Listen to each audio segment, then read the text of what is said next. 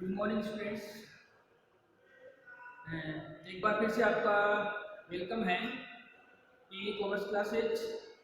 आज अपना टॉपिक है बीकॉम पार्ट सेकंड, बुक है company law and secretarial practice.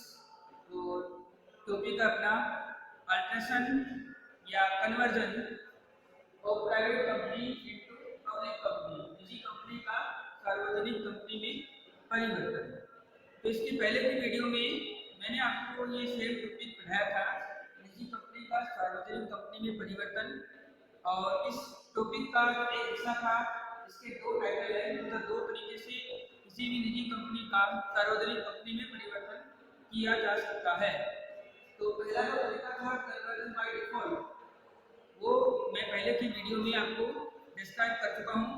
आज मैं आपको इसका जो सेकंड जो नया टाइटल है कन्वर्जन बाय चॉइस, अपनी इच्छा अनुसार, यानी कंपनी के जो सदस्य हैं, कंपनी के जो संचालक मंडल के सदस्य हैं और कंपनी के जो मुख्य जो कार्यकारी अधिकारी या जो भी कंपनी के अंदर कार्यरत सदस्य हैं, अगर वो चाहते हैं कि एक हमारी जो प्राइवेट कंपनी है, हमारी जो निजी कंपनी है, उसका सार्वजनिक कंपनी में परिवर्तन कर दिया जाए, तो वो किस प्रकार से अपनी उस निजी कंपनी का सार्वजनिक कंपनी में परिवर्तन करते हैं, उसकी प्रोसेस यहाँ मैं आपको इस वीडियो में डिस्क्राइब करूंगा। तो let's start conversion by choice. इसमें पहला है ए पॉइंट, कन्विंस द ऑडिटरी। सबसे पहले आपको जो संचालक मंडल के जो सदस्य हैं उनकी एक सभा बुलानी होगी, एक सभा का आयोजन करना होगा, इसके लिए निजी कंपनी को सार्वजनिक कंपनी में परिवर्तन करने हेतु। उसके बाद में अपना सेकंड पॉइंट आता है पासिंग रिजोल्यूशन और रेस्ट्रिक्शन। अपने को उस संचालक मंडल की सभा अपन ने बुलाई है, उसमें एक विशेष प्रस्ताव पारित करना पड़ेगा। पासिंग स्पेशल रिजोल्यूशन, एक विशेष संकल्प प्रस्ताव पारित करना पड़ेगा। किसके संदर्भ में? जो प्रतिबंध अपनी निजी कंपनी के तौर पे अपनी कंपनी के ऊपर लगे हुए थे, उन प्रतिबंधों को हटाने के संदर्भ में अपने को एक प्रस्ताव पारित करना पड़ेगा। उसके बाद में अपना करता है अल्ट्रेशन इन द आर्टिकल्स। एक बार जब अपन इस आशय का प्रस्ताव पारित कर लेते हैं, कौन से आशय का? कि अपने को निजी कंपनी का सार्वजनिक कंपनी में परिवर्तन करना है, तो हमें हमारे कंपनी के जो नियम है, मेमोरेंडम ऑफ आर्टिकल्स है, उनमें परिवर्तन करना होता है। मतलब जो रेस्ट्रिक्शंस लगी हुई होती है, उन रेस्ट्रिक्शंस को हटाना पड़ता है। उसके बाद में अपना पॉइंट नंबर 4 आता है इंक्रीज द मेंबर्स नंबर, यानी जो रेस्ट्रिक्शन जो दिया हुआ होता है निजी कंपनी के पार्षद अंतर नियम में, जो प्रतिबंध दिए हुए होते हैं कि सदस्यों की जो संख्या है वो आप प्रतिबंधित रखेंगे, तो वो जो सदस्यों की संख्या है जो अपने को प्रतिबंधित रखनी है, उसको अपने को हटा देना है और अपने को जो मेंबर्स के जो नंबर हैं वो बढ़ा देने हैं, सदस्यों की संख्या में वृद्धि कर देनी है। उसके बाद में अपना अगला पॉइंट आता है इंक्रीज द डायरेक्टर्स नंबर। अपने को सदस्यों की संख्या बढ़ा देने मात्र से ही हमारी कंपनी के आर्टिकल्स में अल्ट्रेशन कंप्लीट नहीं हो जाता है।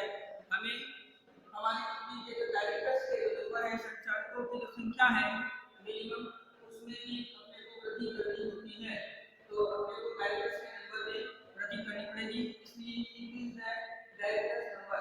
फिर नेक्स्ट पॉइंट आता है अपना feeding document to the registrar. फिर अपने को रजिस्ट्रार के पास में ये जो चेंजमेंट का या जो कन्वर्जन का जो पेपर है वो हमें जमा करना पड़ता है, भरना पड़ता है, रजिस्ट्रार के यहाँ पे भेजना पड़ता है। उसके यहाँ पे ऐसे आशय का एक प्रपत्र अपने को ले जाके वहाँ पे उसको देना होता है, क्योंकि अगर किसी भी कंपनी में किसी भी टाइप का कोई कन्वर्जन होता है, कोई अल्ट्रेशन होता है, कोई चेंजमेंट होता है, तो ऐसे चेंजमेंट की एक डॉक्यूमेंट्री कॉपी कंपनी के रजिस्ट्रार के पास अनिवार्य रूप से भेजनी आवश्यक होती है।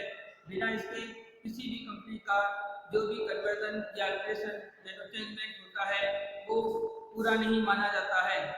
उसके बाद में अगला अपना पॉइंट आता है जी पेनल्टी। पेनल्टी यानी अपने को सजा मिलेगी, अपने ऊपर फाइन लगेगा। अभी फाइन कब लगेगा? फाइन तब लगेगा if any default in documents and section 44 third, यानी अगर किसी भी प्रकार का अल्ट्रेशन हमने हमारी मर्जी से कर लिया है जो कि कंपनी के लॉ के विरुद्ध है, कंपनी के जो इंस्ट्रक्शंस हैं, उसके जो रूल्स एंड रेगुलेशंस हैं उसके अपोजिट है, तो हमें ऐसी दशा में यानी कि जो प्रोस्पेक्टस है वो झूठा प्रोस्पेक्टस इश्यू करने की दशा में या किसी भी प्रकार के लीगल डॉक्यूमेंट में कोई गड़बड़ी करने के संदर्भ में जो हमने केवल और केवल मात्र हमारी कंपनी का कन्वर्जन करने के लिए यूज किया है, हमें पेनल्टी देनी पड़ेगी। अगला जो बिंदु है वो है application for change in name and issue of fresh certificate of incorporation. फिर हमें इतने सारे जो काम हैं जो अपने स्टार्टिंग से पढ़े हैं, point number A B C D E F और जी तक जो अपने प्रोसेस के जो स्टेप्स हैं वो कंप्लीट कर लेने के बाद हमें application for change in name and issue of fresh certificate, हमें हमारी कंपनी का जो पहले का जो नेम है उसके अंदर चेंज करना होता है। तो उस कंपनी के नेम को चेंज करने और उसके एड्रेस को चेंज करने या उसमें और भी जो लीगली जो चेंजमेंट जो अपने को रिक्वायर्ड है वो चेंज करने के लिए हमें एप्लीकेशन फॉर करना पड़ता है और issue of fresh certificate of incorporation, और हमें एक नया इनकॉर्पोरेटेड होने का एक फ्रेश सर्टिफिकेट इश्यू करवाना पड़ता है। इसके लिए हमें वो एक फॉर्म फिल करना होता है।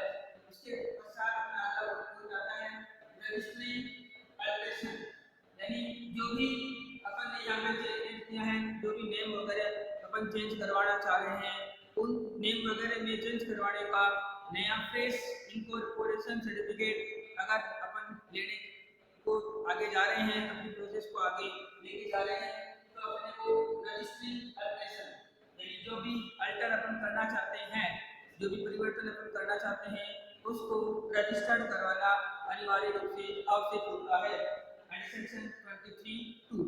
उसके पश्चात अगला जो है वो है issue of fresh certificate of incorporation section 44(1), यानी हमें एक नया जो फ्रेश सर्टिफिकेट है, प्रमाण पत्र है इनकॉर्पोरेटेड होने का यानी संबद्धता प्राप्त करने का, यानी कि रजिस्टर्ड होने का, यानी कि पंजीकृत होने का, कि हमारी जो कंपनी है अब वो एक निजी कंपनी नहीं रही है, एक सार्वजनिक कंपनी के रूप में कन्वर्ट हो चुकी है। ऐसा अपने को एक नया जो फ्रेश सर्टिफिकेट है वो इशू कर दिया जाएगा। After that alteration and name changement alteration and any other process of step जो भी आपको यहाँ पे मैंने अभी डिस्क्राइब की है। उसके पश्चात सबसे एंड का जो बिंदु है अपना वो होता है चेंज इन नेम। जब आप अधिकृत रूप से अपने सारे जो विधिवत जो अपने जो प्रक्रिया फॉलो की है, अपने जो प्रोसेस के स्टेप्स कंप्लीट किए हैं, वो अगर आप लीगली और रूल एंड रेगुलेशन के अकॉर्डिंग फॉलो करते हैं तो आपको सबसे अंत में आपकी कंपनी का जो नेम है उसको परिवर्तित करना होता है according to law and rule and regulations और कंपनी एक्ट। जो भी कंपनी एक्ट उस वक्त अपन लगा रहे हैं, जिसको अपन फॉलो कर रहे हैं, उसी के अंतर्गत। तो स्टूडेंट जो है वो ज़्यादा इस चीज़ के लिए कभी कंफ्यूज ना हो कि जो भी सेक्शंस है जो लिखी हुई है वो कभी गलत हो जाएगी। अगर आप 1956 का एक्ट ले रहे हैं तो उसके अंतर्गत अगर कोई सेक्शन अगर आपने लिखी है तो वो वहाँ पे सही मानी जाएगी।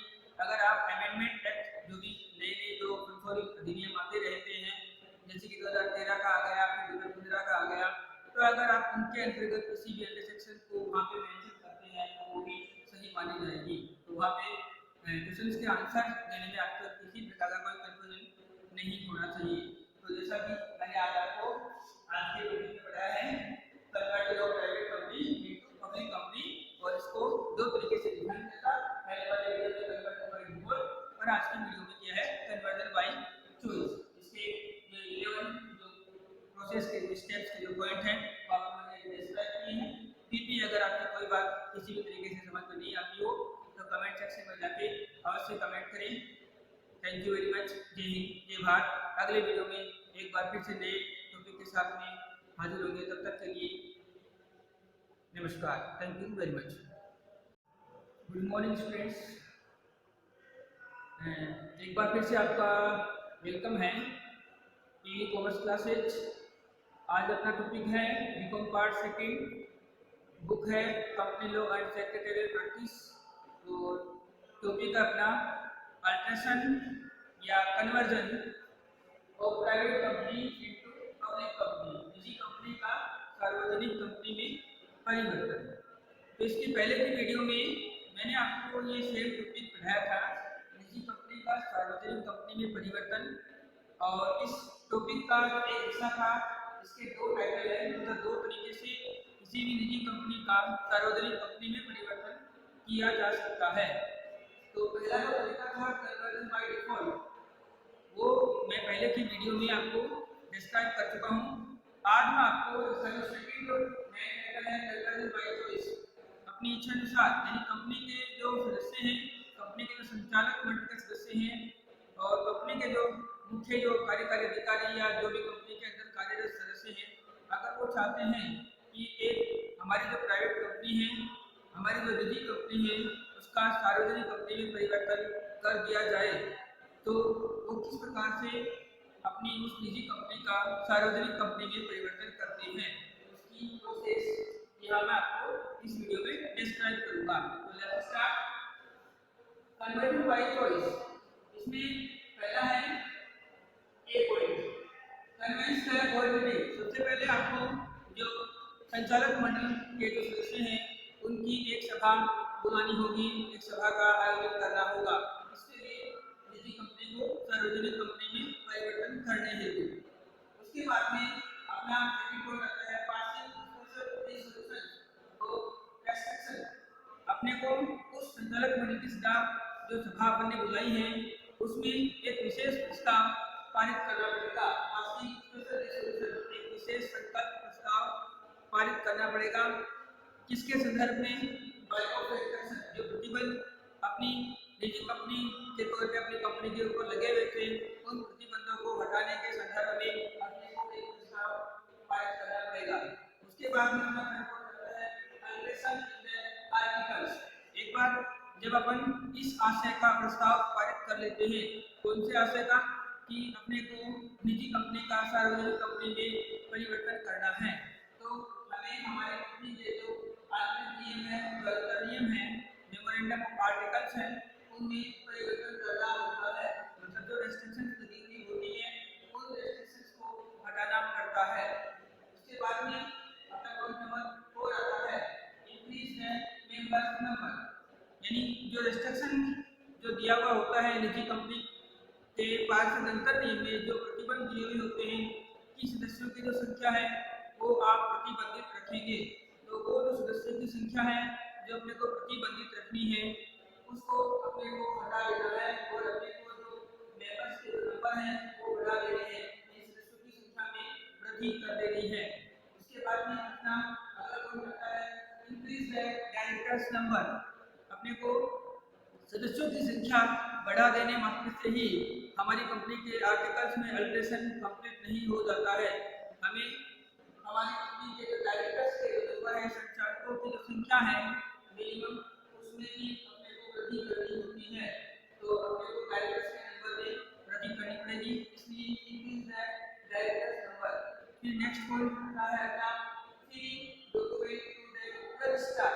फिर अपने को रजिस्ट्रार के पास में ये जो चेंजमेंट का या जो कन्वर्जन का जो पेपर है वो हमें जमा करना पड़ता है, भरना पड़ता है, रजिस्ट्रार के यहाँ पे भेजना पड़ता है। उसके यहाँ पे ऐसे आशय का एक प्रपत्र अपने को ले जाके वहाँ पे उसको देना होता है, क्योंकि अगर किसी भी कंपनी में किसी भी टाइप का कोई कन्वर्जन होता है, कोई अल्ट्रेशन होता है, कोई चेंजमेंट होता है, तो ऐसे चेंजमेंट की एक डॉक्यूमेंट्री कॉपी कंपनी के रजिस्ट्रार के पास अनिवार्य रूप से भेजनी आवश्यक होती है। बिना इसके किसी भी कंपनी का जो भी कन्वर्जन या अल्ट्रेशन या जो चेंजमेंट होता है वो पूरा नहीं माना जाता है। उसके बाद में अगला अपना पॉइंट आता है जी पेनल्टी। पेनल्टी यानी अपने को सजा मिलेगी, अपने ऊपर फाइन लगेगा। अभी फाइन कब लगेगा? फाइन तब लगेगा if any default in documents and section 44(3), यानी अगर किसी भी प्रकार का अल्ट्रेशन हमने हमारी मर्जी से कर लिया है, जो कि कंपनी के लॉ के विरुद्ध है, कंपनी के जो इंस्ट्रक्शंस हैं, उसके जो रूल्स एंड रेगुलेशंस हैं, उसके अपोजिट है, तो हमें ऐसी दशा में यानी कि जो प्रोस्पेक्टस है वो झूठा प्रोस्पेक्टस इश्यू करने की दशा में या किसी भी प्रकार के लीगल डॉक्यूमेंट में कोई गड़बड़ी करने के संदर्भ में जो हमने केवल और केवल मात्र हमारी कंपनी का कन्वर्जन करने के लिए यूज किया है, हमें पेनल्टी देनी पड़ेगी। अगला जो बिंदु है वो है application for change in name and issue of fresh certificate of incorporation. फिर हमें इतने सारे जो काम हैं जो अपने स्टार्टिंग से पढ़े हैं, point number A B C D E F और जी तक जो अपने प्रोसेस के जो स्टेप्स हैं वो कंप्लीट कर लेने के बाद हमें application for change in name and issue of fresh certificate, हमें हमारी कंपनी का जो पहले का जो नेम है उसके अंदर चेंज करना होता है। तो उस कंपनी के नेम को चेंज करने और उसके एड्रेस को चेंज करने या उसमें और भी जो लीगली जो चेंजमेंट जो अपने को रिक्वायर्ड है वो चेंज करने के लिए हमें एप्लीकेशन फॉर करना पड़ता है और issue of fresh certificate of incorporation, और हमें एक नया इनकॉर्पोरेटेड होने का एक फ्रेश सर्टिफिकेट इशू करवाना पड़ता है। इसके लिए हमें वो एक फॉर्म फिल करना होता है। उसके पश्चात हो जाता है रजिस्ट्री एप्लीकेशन, यानी जो भी अपन ने यहाँ पे चेंज किया है, जो भी नेम वगैरह अपन चेंज करवाना चाह रहे हैं, उन नेम वगैरह में चेंज करवाने का नया फ्रेश इनकॉर्पोरेशन सर्टिफिकेट अगर अपन लेने को आगे जा रहे हैं, अपनी प्रोसेस को आगे लेके जा रहे हैं, तो अपने को रजिस्ट्री एप्लीकेशन यानी जो भी अल्टर अपन करना चाहते हैं, जो भी परिवर्तन अपन करना चाहते हैं, उसको रजिस्टर्ड करवाना अनिवार्य रूप से आवश्यक होता है सेक्शन 23(2). उसके पश्चात अगला जो है वो है issue of fresh certificate of incorporation under section 44(1), यानी हमें एक नया जो फ्रेश सर्टिफिकेट है, प्रमाण पत्र है इनकॉर्पोरेटेड होने का यानी संबद्धता प्राप्त करने का, यानी कि रजिस्टर्ड होने का, यानी कि पंजीकृत होने का, कि हमारी जो कंपनी है अब वो एक निजी कंपनी नहीं रही है, एक सार्वजनिक कंपनी के रूप में कन्वर्ट हो चुकी है। ऐसा अपने को एक नया जो फ्रेश सर्टिफिकेट है वो इशू कर दिया जाएगा। After that alteration and name changement alteration and any other process of step जो भी आपको यहाँ पे मैंने अभी डिस्क्राइब की है। उसके पश्चात सबसे एंड का जो बिंदु है अपना वो होता है चेंज इन नेम। जब आप अधिकृत रूप से अपने सारे जो विधिवत जो अपने जो प्रक्रिया फॉलो की है, अपने जो प्रोसेस के स्टेप्स कंप्लीट किए हैं, वो अगर आप लीगली और रूल एंड रेगुलेशन के अकॉर्डिंग फॉलो करते हैं, तो आपको सबसे अंत में आपकी कंपनी का जो नेम है उसको परिवर्तित करना होता है according to law and rule and regulations और कंपनी एक्ट। जो भी कंपनी एक्ट उस वक्त अपन लगा रहे हैं, जिसको अपन फॉलो कर रहे हैं, उसी के अंतर्गत। तो स्टूडेंट जो है वो ज़्यादा इस चीज़ के लिए कभी कंफ्यूज ना हो कि जो भी अंडरसेक्शंस है जो लिखी हुई है वो कभी गलत हो जाएगी। अगर आप 1956 का एक्ट ले रहे हैं तो उसके अंतर्गत अगर कोई अंडरसेक्शन अगर आपने लिखी है तो वो वहाँ पे सही मानी जाएगी। अगर आप अमेंडमेंट एक्ट जो भी नए जो अधिनियम आते रहते हैं, जैसे कि 2013 का आ गया, फिर 2015 का आ गया, तो अगर आप उनके अंतर्गत किसी भी अंडरसेक्शन को वहाँ पे मेंशन करते हैं तो वो भी सही मानी जाएगी। तो वहाँ पे क्वेश्चंस के आंसर देने में आपको किसी प्रकार का कोई कंफ्यूजन नहीं होना चाहिए। तो जैसा कि मैंने आज आपको आज के वीडियो में बताया है convert of private company into public company, और इसको दो तरीके से डिफाइन किया। पहले वाले वीडियो में कन्वर्ट बाय डिफॉल्ट और आज की वीडियो में क्या है कन्वर्जन बाय चॉइस। इसके जो 11 जो प्रोसेस के स्टेप्स के जो पॉइंट हैं वो आपको मैंने डिस्क्राइब किए हैं। फिर भी अगर आपको कोई बात किसी भी तरीके से समझ में नहीं आती हो तो कमेंट सेक्शन में जाके अवश्य कमेंट करें। Thank you very much. जय हिंद, जय भारत। अगले वीडियो में एक बार फिर से नए टॉपिक के साथ में हाजिर होंगे। तब तक के लिए नमस्कार। Thank you very much.